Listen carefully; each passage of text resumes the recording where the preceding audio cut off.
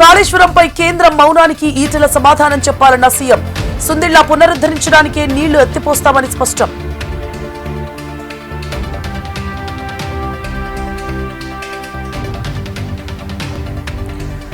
తెలంగాణలో కేంద్ర మంత్రి అశ్విని వైష్ణవ్ పర్యటన రాష్ట్రాన్ని బుల్లెట్ ట్రైన్స్ హబ్ గా మారుతుందని వెల్లడి.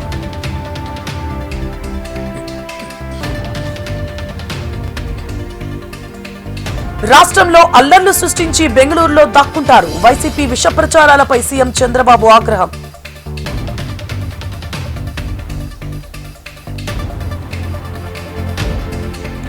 పీఆర్సీ ఏరియర్స్ పై సీఎంతో చర్చిస్తామని మంత్రుల హామీ. ఆందోళనకు తాత్కాలిక బ్రేక్ వేసిన ఉద్యోగ సంఘాలు.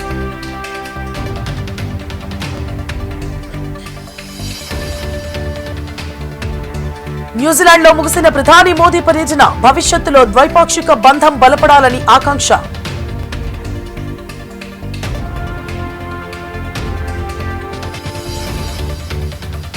మరో ప్రముఖ సింగర్ ను కోల్పోయిన చిత్ర పరిశ్రమ. గుండెపోటుతో కన్నుమూసిన జానకి.